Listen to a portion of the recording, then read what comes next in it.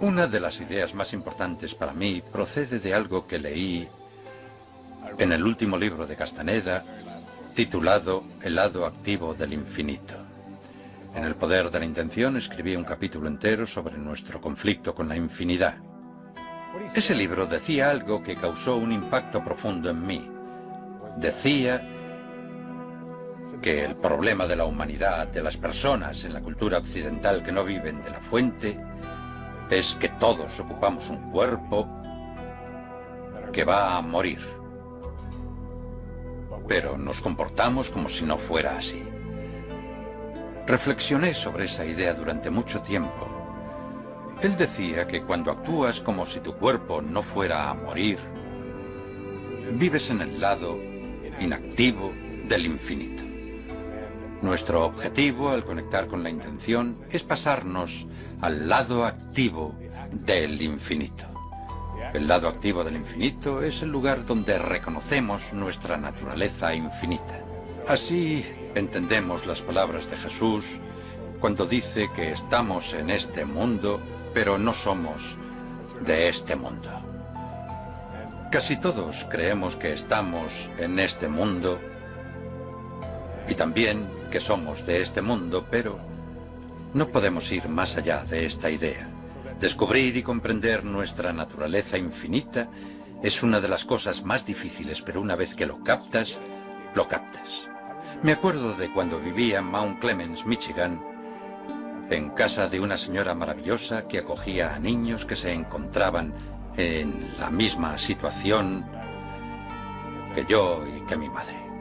Nací en 1940. Mi madre tenía 3 hijos varones de menos de 4 años. Yo era el más pequeño y mi padre, cuando yo tenía año y medio o 2, se marchó sin más. Mi madre le pidió el divorcio y él, que tenía 3 hijos, no llamó nunca. Ni una vez en toda su vida. No hizo el menor intento de contactarnos o de contribuir a nuestra manutención. Y yo solía preguntarme cómo alguien podía... Mi madre era una bellísima persona y todo el mundo... Ella nos reunió de nuevo cuando yo tenía 9 años en 1949. Todos mis amigos querían venir siempre a mi casa porque era un lugar donde no se juzgaba a nadie, era divertido, ellos lo pasaban bien, siempre había comida para todos. Era un lugar especialmente alegre, emocionante, hermoso. Siempre me preguntaba cómo un hombre había podido abandonar a una mujer con 3 hijos de menos de 4 años cuando era perfectamente capaz de quedarse a trabajar. Eran tiempos de guerra y todo eso, y él pasó varios años de su vida en la cárcel. A mí me corroía por dentro el deseo de conocer a ese hombre, de encontrarlo. Soñaba con él, estaba lleno de rabia. Un momento decisivo en mi vida llegó cuando cambió la imagen que tenía de mi padre. Yo no sabía de él más que su nombre. Se llamaba Melvin Lyle Dyer. Sé que nació en 1914. Por las noches a menudo soñaba que lo veía. Despertaba lleno de ira, a veces sudando.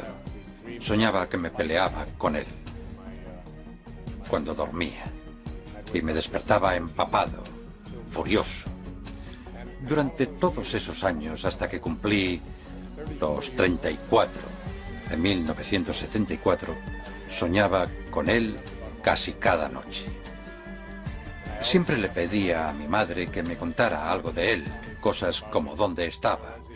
Ella albergaba hacia él un profundo resentimiento. Así pues, recibí una nota en 1974 o 73 que me informaba de que mi padre me la había enviado una prima a quien no conocía, llamada Dorothy Phillips. Me decía que mi padre había muerto 10 años atrás en 1964, a los 49 años, de cirrosis, y que estaba enterrado en Biloxi, Mississippi. Había muerto en Nueva Orleans. Esa era toda la información de la que ella disponía. Mis dos hermanos no querían ni oír nombrar a mi padre, creo que en parte porque se acordaban de él, eran 1 o 2 años mayores que yo. No querían saber nada, pero yo tenía una curiosidad muy grande, casi innata, por saber quién era esa persona. Por encima de todo, quería saber cómo había podido hacer eso y si reconocía a sus 3 hijos. De hecho, solo quería saber si reconocía a un hijo llamado Wayne. En esa época, yo trabajaba como profesor en la Universidad de St. John en Nueva York. Daba clases de asesoramiento psicológico. Era la época en que Lyndon Johnson había incluido muchas cosas en su programa para una gran sociedad y se estaban integrando algunas escuelas del sur. Me ofrecieron un puesto en el gobierno federal, un trabajo temporal y a tiempo parcial para compaginarlo con mi labor docente. Debía coger un vuelo a un lugar de Mississippi llamado Universidad de Mujeres del Estado de Mississippi, que estaba en la ciudad de Columbus. Yo acababa de enterarme, no recuerdo exactamente hacía cuánto tiempo, de que mi padre había muerto. Al consultar un mapa vi que Columbus estaba a solo unos 300 kilómetros de Biloxi. Sabía que habían enviado el cadáver de mi padre como el de un indigente de Nueva Orleans a Biloxi. Así que llegué a Columbus, impartí mis clases y redacté mi informe sobre los derechos civiles, sobre si serían o no respetados. Luego alquilé un coche un viernes por la tarde. Era un Dodge Cornet de 1974 azul. En aquella época los cinturones de seguridad solo te sujetaban por la cintura y no por los hombros. Por extraño que parezca, mi vida en aquella época era muy inestable. Yo bebía, mantenía una relación que no me satisfacía, no acababa de centrarme como escritor, estaba pasado de peso, tenía muy poca disciplina, el ego dominaba demasiado mi vida. Siempre supe que estaba destinado a otras cosas, pero la obsesión con mi padre interfería en ello, me llenaba de rabia. Así que fui y subí al coche.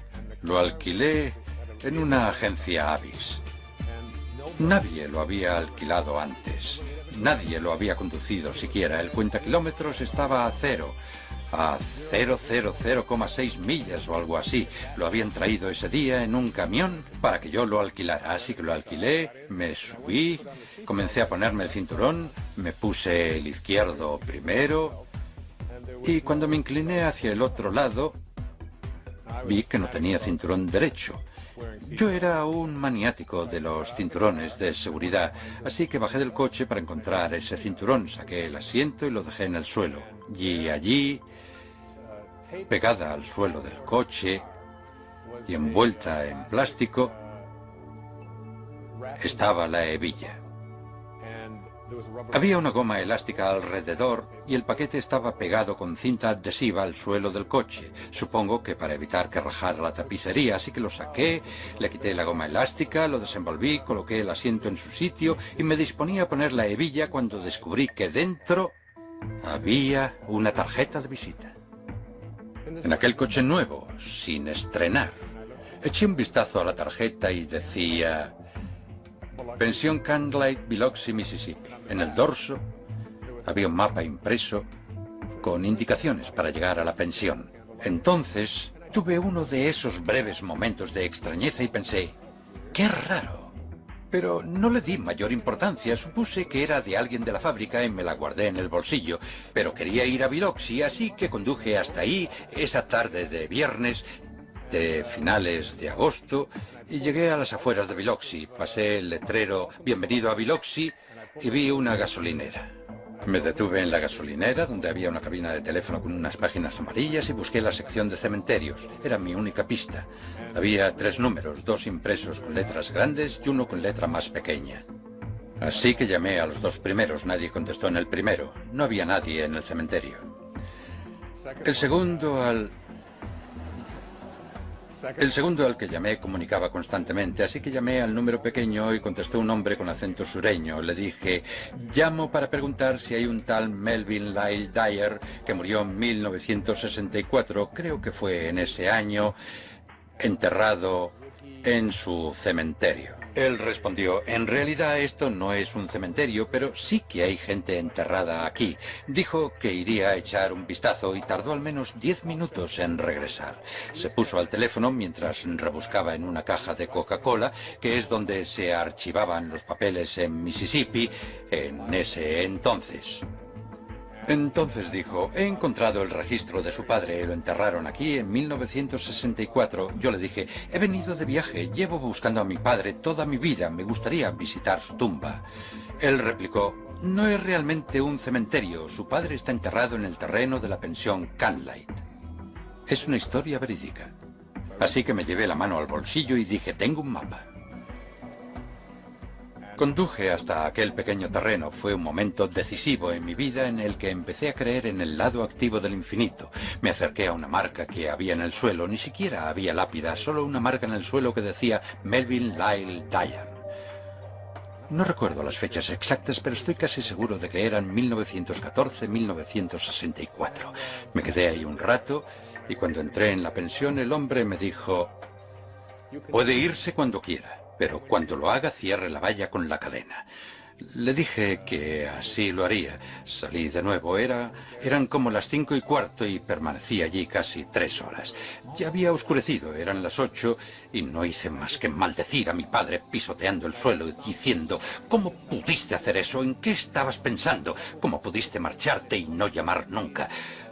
Se me saltaron las lágrimas. Fue un momento culminante y muy emotivo de mi vida.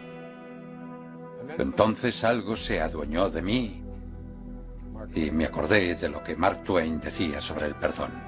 El perdón es la fragancia que la violeta deja en el talón que la ha pisado.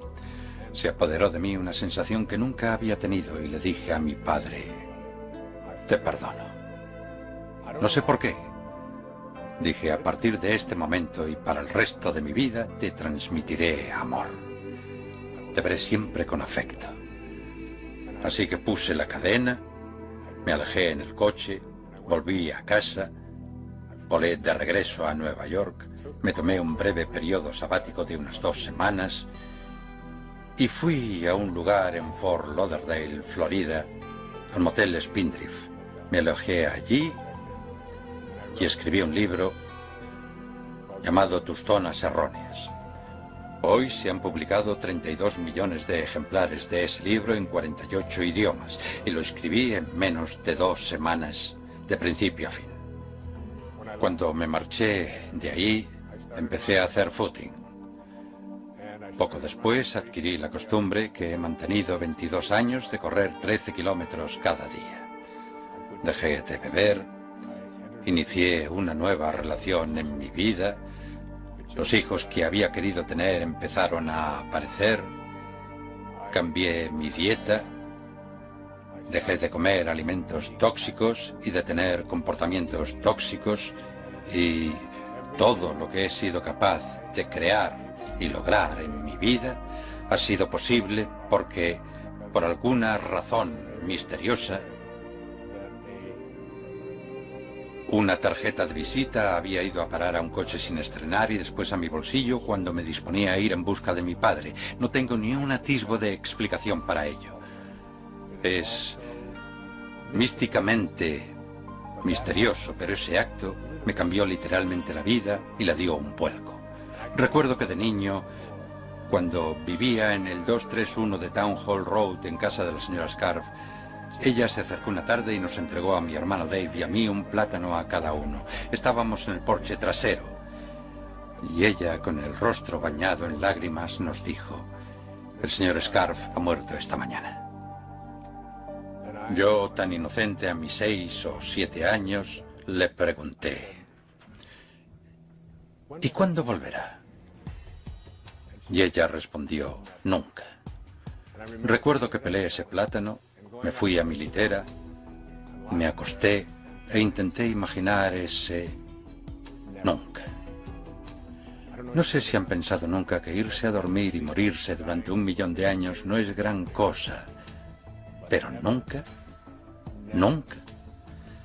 Fue entonces cuando empecé a comprender mi naturaleza infinita y a vivir en el lado activo del infinito. Hoy sé que lo que me ocurrió con mi padre, ese perdón activo, fue un instrumento muy potente que sembró en mí el objetivo que me ha traído hasta aquí y que me ha permitido crear este programa, el libro que he escrito y todos los otros logros de mi vida, incluidos mis hijos, incluido todo lo que más aprecio, incluida mi salud, mi capacidad de hablar sin leer notas, mi voz. Todo ello surgió a raíz de ese acto de perdón. Vivo a partir de ese momento en el lado activo del infinito. Ya no vivo en un cuerpo que creo que no morirá. Sé que morirá, pero también sé que no es yo. Estoy total y absolutamente reconciliado con ello. No soy este cuerpo. Soy un ser infinito disfrazado de un hombre que les habla en este momento. Que Dios les bendiga. Gracias. Gracias.